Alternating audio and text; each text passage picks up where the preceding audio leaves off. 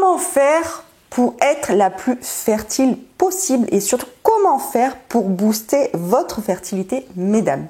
Bonjour et soyez, mesdames et messieurs, les bienvenus sur cette chaîne YouTube. Pour ceux qui ne me connaissent pas encore, je suis Alexandra Taclé et je suis experte dans le milieu de la petite enfance depuis 2007 et éducatrice de jeunes enfants. Avant ça, j'étais auxiliaire de puériculture et aujourd'hui, je suis là pour vous aider.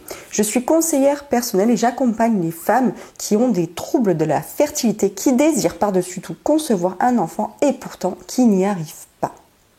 Dans un premier temps, j'aimerais vous demander de mettre un petit pouce bleu à cette vidéo et surtout à vous abonner à cette chaîne si ça n'est pas encore fait pour faire partie de cette communauté qui grandit un peu plus chaque jour. Et surtout, j'aimerais que cette chaîne YouTube vous serve aux unes et aux autres afin que vous puissiez vous soutenir dans ce parcours qui est parfois très périlleux. On appelle cela les montagnes russes. Je le connais car je l'ai vécu. Donc, vous aimeriez connaître certainement les 4 grands conseils que je vais vous transmettre dans cette vidéo et surtout le fameux secret à savoir que pas tout le monde ne vous dit. La première des choses que j'aimerais vous faire savoir, mesdames, c'est que plus le temps avance et plus les couples sont infertiles. Qu'est-ce que ça veut dire? Ceci est lié à notre vie sédentaire et à notre mode de vie actuel. Les polluants sont de plus en plus nombreux au niveau de notre environnement et au niveau de notre alimentation, et ceci est le premier point, il va falloir changer bien des choses. Ce que je vous conseille pour être la plus fertile possible est dans un premier temps de changer votre alimentation en prenant le temps de cuisiner des petits plats avec des produits frais. Donc limitez tous les plats préparés, cuisinez avec du frais majoritairement et surtout variez tous les produits, les légumes, les fruits que vous allez consommer que du frais. Limitez tous les stress en faisant du sport car vous savez que les hormones sont contrôlées par le cerveau. C'est ce cerveau qui va décider du fonctionnement de votre corps. Donc plus celui-ci sera soumis à du stress et moins il fera son travail correctement. Afin de mettre toutes les chances de votre côté, ce que je vais vous demander, c'est de veiller à votre alimentation, mais aussi de veiller à pratiquer une activité sportive suffisante afin de maintenir un IMC, c'est-à-dire un indice de masse corporelle, suffisamment stable pour que vous puissiez concevoir en ovulant. Donc la première des choses que je vais vous demander est de faire attention à votre alimentation. Arrêtez de manger trop sucré ou trop gras et favorisez les aliments frais que vous allez cuisiner. La deuxième des choses que j'aimerais vous transmettre également, c'est de faire une activité sportive régulière. Préférez par exemple les balades en forêt ou dans la nature plutôt que de faire du shopping en plein centre-ville où les polluants sont très nombreux et très présents.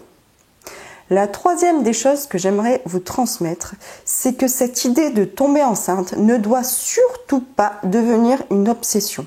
Pour l'avoir vécu et pour avoir accompagné des femmes dans votre situation, effectivement, il se peut que cette idée de tomber enceinte puisse devenir une obsession et alors là, sans le savoir, c'est contre-intuitif, mais vous allez justement développer certains blocages pour que vous puissiez tomber enceinte. Donc ce que je vais vous demander surtout, c'est d'avoir d'autres projets que celui de tomber enceinte. Arrêtez de vous focaliser sur votre grossesse et focalisez-vous surtout sur des projets professionnels ou des projets de voyage avec votre partenaire. Mais arrêtez de vous focaliser seulement sur ce projet-là. Ce que je vous demande, c'est de vous concentrer sur tous vos domaines de vie pour que cette idée de tomber enceinte ne devienne surtout, mais alors surtout pas, une obsession. Et la quatrième des choses que j'aimerais vous transmettre, mesdames, c'est d'arrêter de calculer à quel moment vous êtes le plus fertile. Et ce que je vais vous demander, c'est de vous procurer du bonheur avec votre partenaire au niveau des rapports sexuels. Arrêtez de voir quelle position serait la meilleure, la plus conforme pour tomber enceinte le plus rapidement possible. Arrêtez de calculer à quel moment vous allez avoir la température qui va augmenter en vous disant « Ah, ça y est, j'ovule, on peut y aller ». Arrêtez de programmer ces choses-là.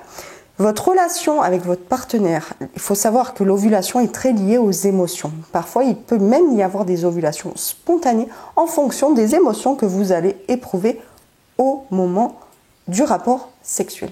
Donc arrêtez de calculer les jours où vous êtes le plus fertile, arrêtez de calculer votre température. Ce que je vous demande, c'est simplement de faire l'amour avec toutes vos tripes, avec toutes vos émotions, avec votre partenaire.